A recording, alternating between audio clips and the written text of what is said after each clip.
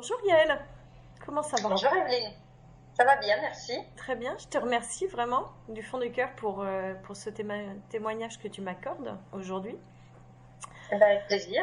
On a passé quelques mois ensemble, je t'ai accompagnée sur les quelques derniers mois autour voilà, de ce que tu avais à préparer.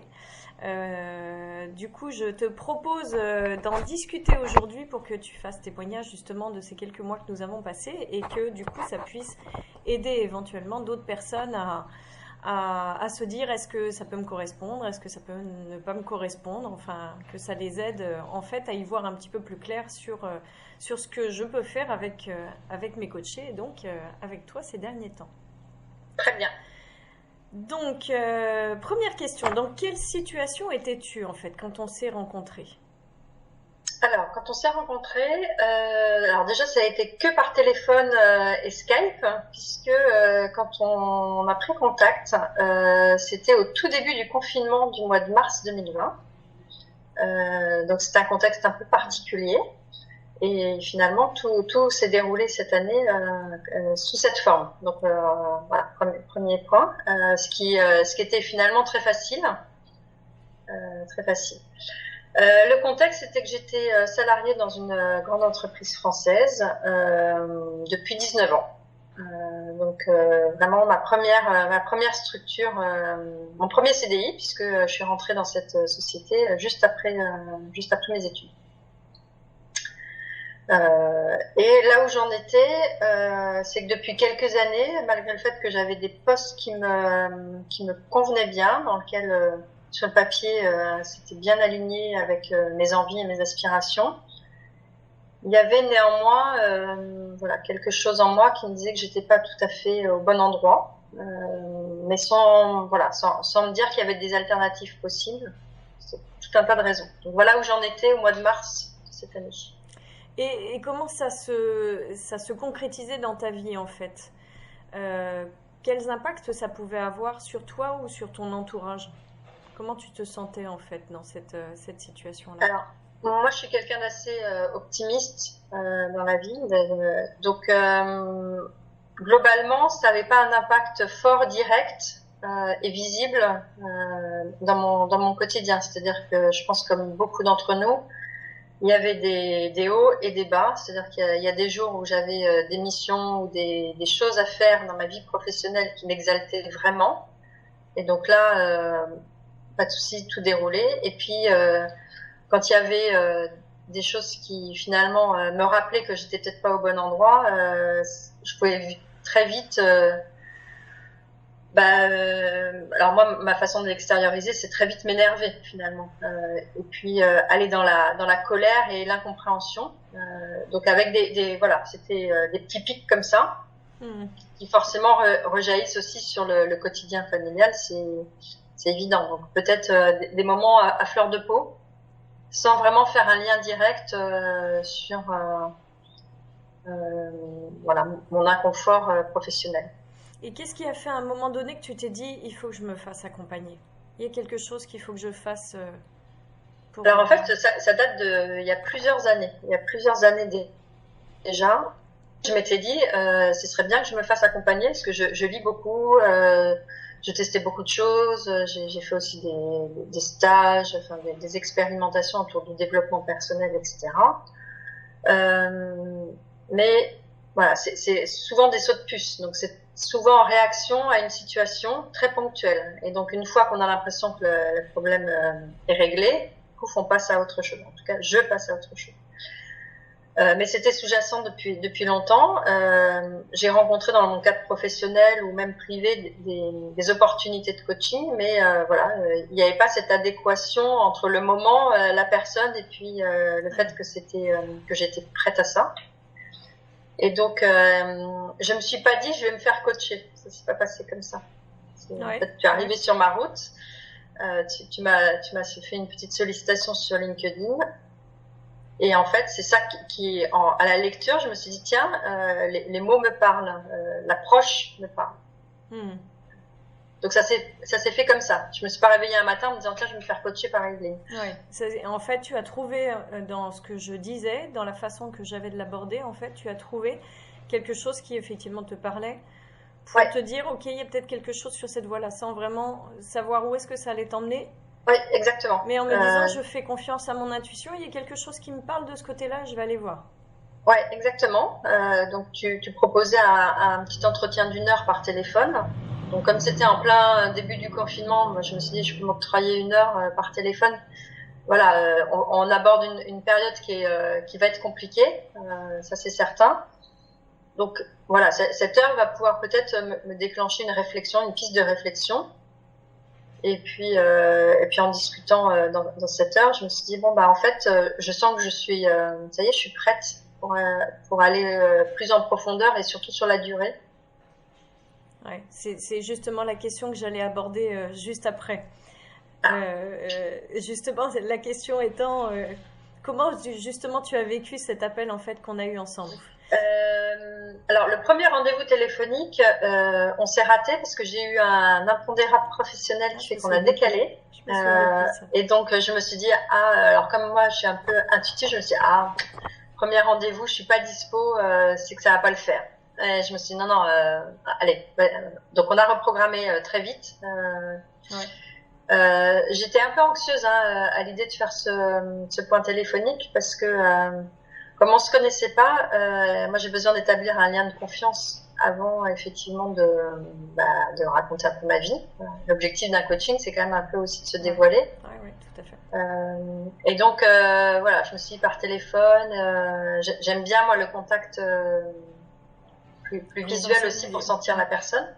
Donc je me suis dit, je sais pas, par téléphone ça va le faire. Et puis bah, le fait est que très vite, voilà, il y a, je pense, des mots et une façon de parler et de positionner les choses qui m'ont convenu très vite. Donc finalement, voilà, je me suis dit, c'est le moment peut-être d'être un peu dans le lâcher prise justement, de lâcher un peu de contrôle et de se laisser porter par le moment. Par cette intuition en fait qui Ouais. t'accompagnait sur cette voie-là encore une fois. Mm.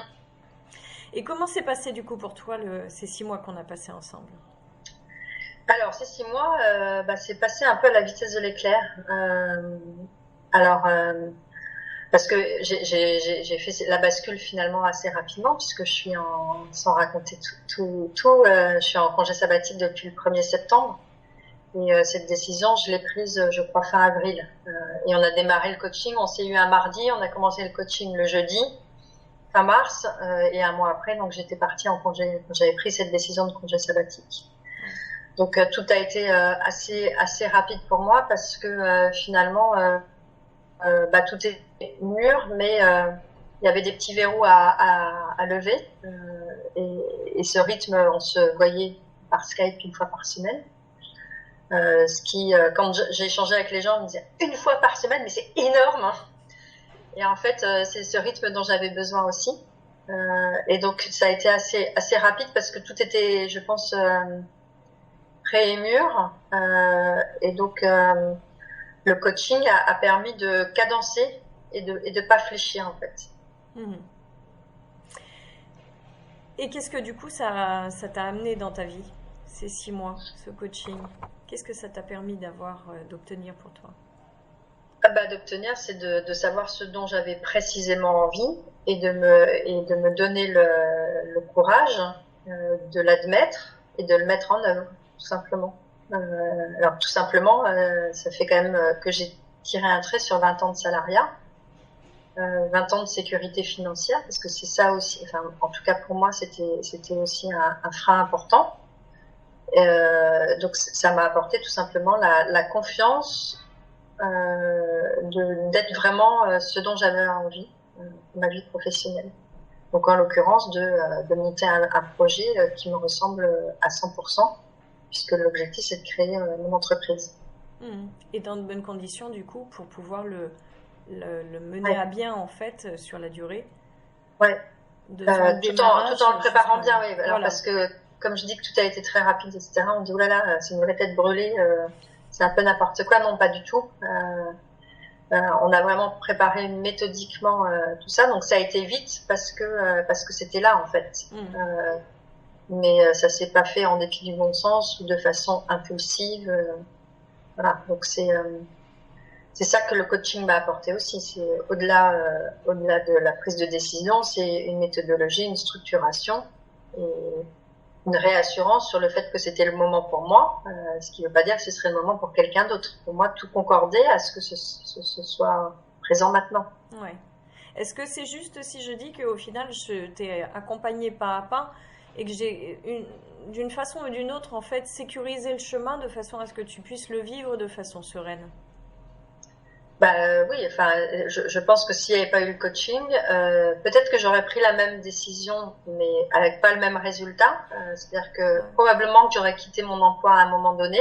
Peut-être que ça aurait été là pendant l'été, ou peut-être dans 1 an, dans 2 ans, etc. Mais là, je suis partie dans de bonnes conditions. C'est-à-dire que j'ai été capable d'exprimer avec calme et discernement pourquoi je voulais le faire, à la fois à ma famille, parce que voilà, je suis aussi dans un univers dans lequel il y a des gens autour de moi et c'est une décision qu'on a prise aussi collectivement avec ma famille.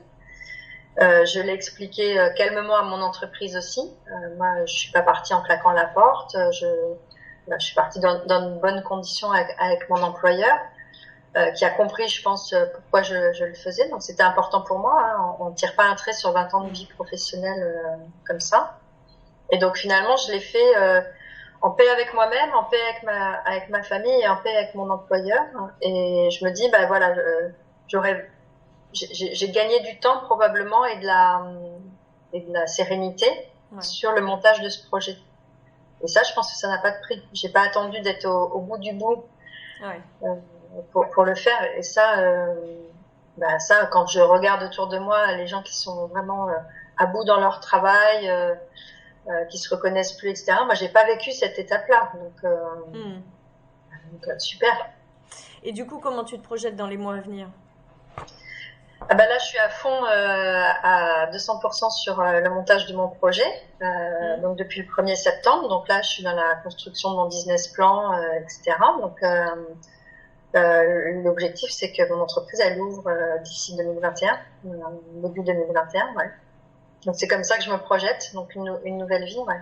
Et de façon, émotionnellement, en fait, comment tu te sens dans cette projection-là? Paradoxalement, quand on regarde la période, le contexte, etc., je me sens très sereine. Je pense que je me suis débarrassée de beaucoup de peur. C'est-à-dire que j'ai pas la certitude que tout va marcher comme sur des roulettes et que ça va être un succès flamboyant. J'ai pas cette certitude à plein. Donc je reste quand même consciente de réalité, mais avec une confiance dans le fait que c'est ce dont j'ai envie.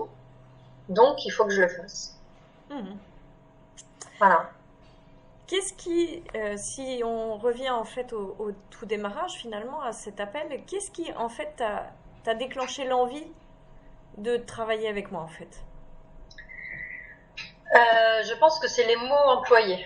Tu as été très précise sur un certain nombre de mots que j'ai pas retenus, mais en tout cas quand je les ai lus, ça a eu un écho vraiment très fort.